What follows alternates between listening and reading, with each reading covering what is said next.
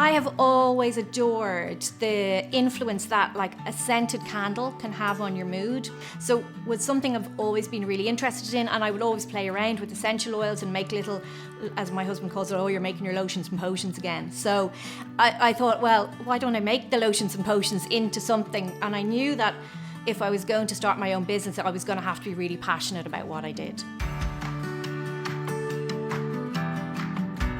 I did economics and a master's in economics when I went to college. It was the creative side of business that I was more interested in. So then I started to study marketing and went into a marketing role within financial services. I was promoting financial services brands and I wasn't passionate about that. And I knew that I wanted to create my own brand and be much more creative in terms of what I was doing for a job. So that's why I decided to start my own business. Where I live in Greystones, it's a beautiful town, and there was a gap in the market at the time when I opened my Pretty Little Gift shop. There were no Pretty Little Gift shops in Greystones. Probably wasn't in my personal life the best time for me. I had a 2-year-old, I was pregnant with my second child. The lease came up on this shop and my husband said, you're completely mad. You've got enough going on, surely. And I said, if I don't do it now, I'll never do it. So we took on the lease. At that point, I went back to my corporate job and worked in my corporate job full time. And even though I did all the buying and did all the sort of creative direction for the shop, I let someone else stand behind the counter. So it was very daunting and it was absolutely exhausting. Job, a business on the side, and 2 children. It was just, I don't know how I didn't have a nervous breakdown. I wouldn't advise anybody to do it, to be honest. For me, I had a 5-year vision. It was about a 5-year plan. I wanted within 3 to 5 years to fully transition to being my own boss of a business that had the potential to grow into a national and then an international brand. So where the fragrance comes from is also where the name came from. When I was a little girl, I had a great aunt, Auntie Molly. So she had a circular rose garden.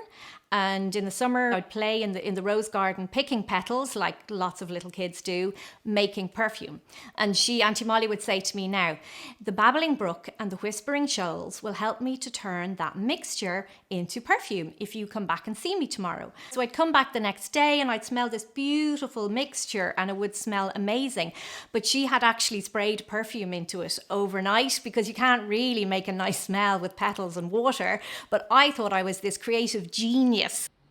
So I knew that when I created my own fragrance range that it was going to be called Brooke and Shoals Fragrances. So that's where the name came from. We were selling them in my own shop and people were buying them. And then other retailers started approaching me and asking me if I could make it for them. So then I said, right, well, that would mean scaling up a bit here. It's not just me making these now anymore, making these candles in my own home. So we decided then to scale up. And we, took on our first warehouse, and our first warehouse and production facility was much smaller than what we have now. Then I left my other job to do that. And we started then to create more products. I started off with 3 fragrances. We've now got like 18 different fragrances. We started with 3 products. Now we've got over 50 different SKUs in our range.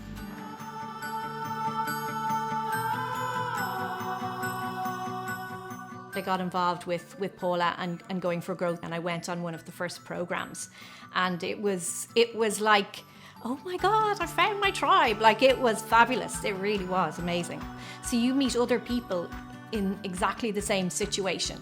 They're worried about their cash flow. They're worried about where they get their sales from. We would all have the same sort of challenges no matter what industry we were in. So you were meeting these kindred spirits who knew what you were talking about, and you'd have a mentor as well, a very experienced entrepreneur in each round table. Every few years I went back and did another Going for Growth round table, and they would tend to put you with people who were at a similar stage of the journey.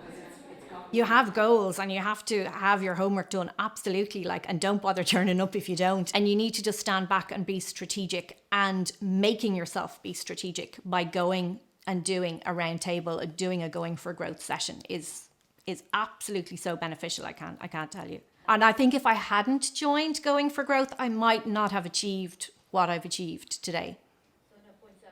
At the moment, we have over 400 stockists. So the majority of those would be in Ireland. The year before last, we went on QVC, the shopping channel in the US. That's viewed by millions of viewers over there. It was part of the St. Patrick's Day focus on Irish products. So it was a bit like, oh my God, pinch myself. This is really exciting. So yeah, and then we got lots of US stockists because of that. We found in the last 2 years, we have pivoted hugely and gone from having 2 years ago 10% of our turnover coming from online sales, and now it's more like 40% during the peak of COVID. We had to scale up a lot in digital marketing, in online selling over the last 18 months. So we're going to continue to do that, and we're going to look at European markets from a wholesale perspective, and we're developing lots of new products as well.